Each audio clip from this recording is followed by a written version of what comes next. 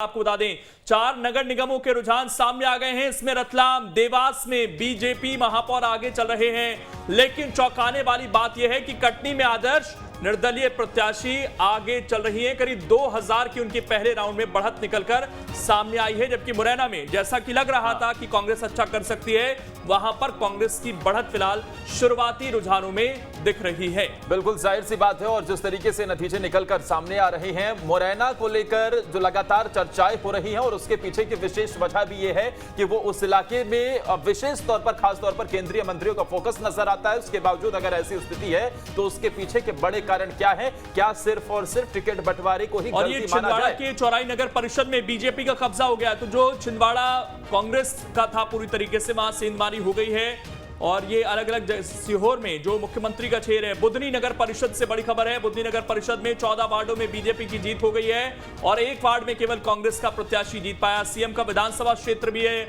बुधनी, और यहां पर बीजेपी ने अच्छा प्रदर्शन किया है। तो बीजेपी के तमाम पार्षद जीतकर आए हैं, केवल एक पार्षद कांग्रेस का यहां से जीतकर आ पाया है। तो बुधनी नगर परिषद के भी परिणाम साफ हो गए हैं। अभी तक जो वार्ड पार्षद के ये जो रिजल्ट आ रहे हैं, इसमें अगर देखें तो लगातार हम ये देख रहे हैं कि यहां पर बीजेपी ज्यादातर वार्डों पर कब्जा करती नजर आ रही है। कुछ नगर परिषद में ही कांग्रेस को जीत का सामना करना पड़ रहा है, कांग्रेस जीत रही है, लेकिन ज्यादातर पर बीजेपी ही अगर कब्जा कर रही है, तो ये कहीं ना कहीं फिर से एक चिंता वाली बात जरूर है। हालांकि सबकी निगाहें विशेष तौर पर टिकी हुई है कि जिस तरीके से मुख्यमंत्री के विधानसभा क्षेत्र में तो अच्छा प्रदर्शन है ही। उनकी गृह जिले की क्या स्थिति है? इछावर से बड़ी खबर है, इछावर में 8 वार्डों में बीजेपी की जीत हुई है।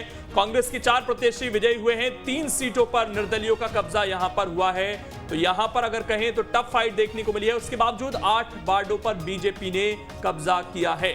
अब इन निर्दलियों की भूमिका क्या होगी? निर्दलियों को किस तरीके से दोनों ही पार्टियां आती हैं, अपने पक्ष में लेकर आती हैं, ये देखने वाली बात होगी। क्योंकि मुझे ऐसा लगता है लोकेंद्र की कई ऐसी जगह होंगी जहां पर ये निर्दलीय इस भूमिका में नजर आएंगे, मास्टर स्ट्रोक के तौर पर, या तो सरकार बनाने के वहां पर जो है मेयर बनाने की भूमिका में, या फिर इसके अलावा जो अलग अलग जगहों पर बात है, कहीं ना कहीं आदर्श अध्यक्ष का चुनाव होना है वो इन पार्षदों के जरिए ही होना है। तो इसलिए इनकी जो भूमिका है वो बहुत अहम है इस बार, और इसीलिए एक एक पार्षद पर भी नजर थी, और कोशिश ये कि ज्यादा से ज्यादा पार्षद जीत कर आए। सीहोर इछावर से ये बड़ी खबर हम दर्शकों को बता रहे हैं, जहां पर इछावर में 8 वार्डों में भारतीय जनता पार्टी की जीत हुई है, और यहां पर निर्दलियों की भूमिका अहम रहेगी। कांग्रेस के 4 प्रत्याशी यहां पर जीते हैं, और इसके अलावा निर्दलियों की अगर हम बात करें तो 3 सीटों पर निर्दलियों का कब्जा हुआ है।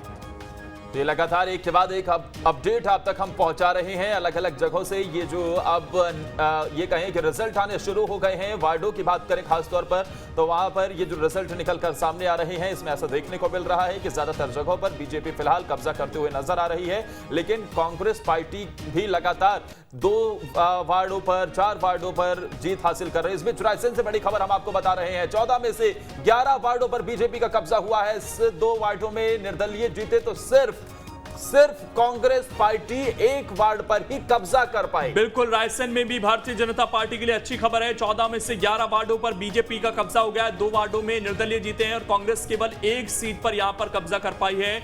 ये बहुत अहम हो जाता है, क्योंकि मेयर पर तो सबकी नजर रहती ही है, लेकिन वहां पर काम कैसे होगा, इन पार्षदों की भूमिका, अध्यक्ष किसका होगा, परिषद किसकी बनेगी, तो इन सब में पार्षदों की भूमिका काफी अहम हो जाती है। क्योंकि मेयर भी आदर्श तभी अच्छे से काम कर पाएगा जब उसके बहुसंख्या में पार्षद भी उसी पार्टी के होंगे। बेशक 4 जगहों पर अगर कांग्रेस पार्टी या निर्दलीय की देखा हमने पिछले चुनाव में कि जीत कर आए मेयर, लेकिन उनमें से केवल छिंदवाड़ा को हम छोड़ दें तो बाकी जगह पर पार्षदों की संख्या बीजेपी की ज्यादा है। तो इन पार्षदों की जो भूमिका है वो बहुत अहम अपने आप में रहेगी। सही बात है, ये लगातार देखने को मिलता भी है कि किस तरीके से पार्षदों की भूमिका नजर आती है, और जो पार्षद हैं वो विकास की राह पर कैसे इलाके को आगे बढ़ाया जाए, उस दिशा में सबका फैसला बेहद जरूरी होता है। रतलाम में भी निकाय चुनाव के लिए दूसरे चरण की काउंटिंग जारी है। यहां कांग्रेस और बीजेपी में कड़ी टक्कर है। युवा कांग्रेस के प्रदेश अध्यक्ष विक्रांत भोरिया रतलाम पहुंचे। चुनाव परिणाम को लेकर विक्रांत भोरिया से बात की है हमारे संवाददाता राजेश पुरोहित ने।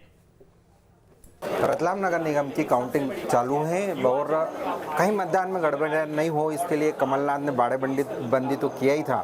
मैं हमारे साथ में है युवा कांग्रेस के प्रदेश अध्यक्ष जो कि काउंटिंग पे लगातार निगाह बनाए रखे हैं। विक्रांत जी, आप लगातार काउंटिंग पे निगाह बनाए रख रहे हैं, क्या पहली बार आपको देख पा रहे हैं हम लोग यहाँ पे इस तरीके से काउंटिंग में?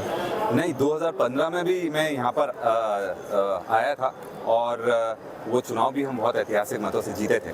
आज भी सारे साथियों के साथ हम लोग काउंटिंग में पहुंचे हैं, मतगणना में, और विशेषकर ध्यान रख रहे हैं क्योंकि जिस तरह की घटना उज्जैन और बुरहानपुर में हुई कि सत्ता का दुरुपयोग कर 200-300 वोट से हराया गया, उसको लेकर हम बहुत ज़्यादा सचेत थे और इस चीज़ की पूरी हमारी घेराबंदी है कि किसी भी तरह की गड़बड़ी हुई तो प्रशासन को पूरा उसका जवाब भी देना पड़ेगा और उसकी जवाबदेही भी तय होगी।